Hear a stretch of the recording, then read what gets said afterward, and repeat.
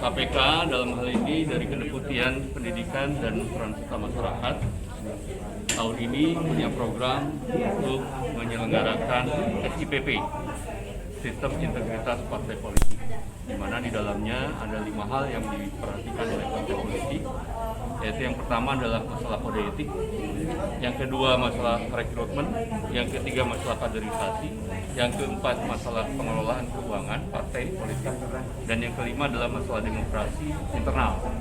Nah, 5 hal ini adalah hasil kajian KPK tentunya dengan teman-teman dari LIPI waktu itu untuk diimplementasikan di semua partai politik di Indonesia ini. Nah, dengan SIPP ini harapannya semua partai bisa melakukannya dan tujuannya sebetulnya adalah supaya partai berintegritas. Kemudian KPK juga mendorong melalui pemerintah untuk meningkatkan bantuan politik dari pemerintah kepada partai politik. Dalam hal ini adalah lewat teman-teman dari Bappenas, Kemendagri, Keuangan, dan lain-lain. Kami sudah melakukan rapat-rapat koordinasi.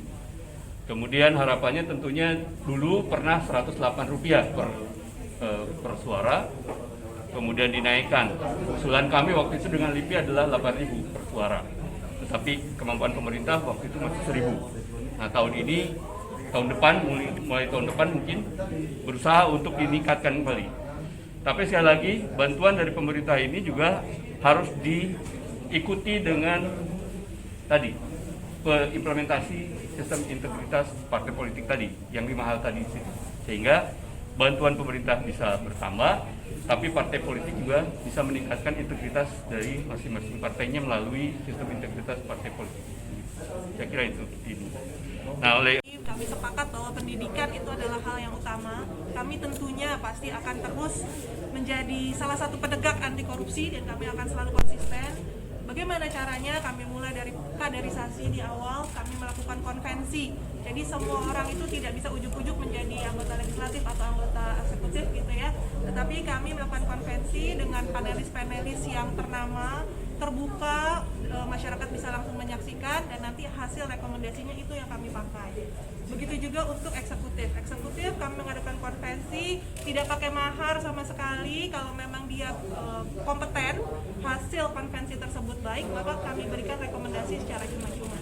Dari situ kami mencoba memutus mata rantai korupsi, sehingga untuk seseorang menjadi anggota legislatif terpilih atau kepala desa atau apapun itu tidak memakai uang begitu, sehingga ketika duduk pada jabatan tersebut tidak untuk mencari uang. Itulah tujuan kami. Kedepannya kami terus melakukan kaderisasi seperti tadi yang disampaikan. Kita mempunyai aplikasi ini digunakan supaya tidak harus, walaupun pandemi kita tidak berhenti melakukan sesuatu gitu ya, kita tetap bisa melakukan kaderisasi terbagi menjadi 3 tingkatan. Jadi setelah lulus madya baru nanti dia bisa menjadi anggota legislatif pada masanya nanti.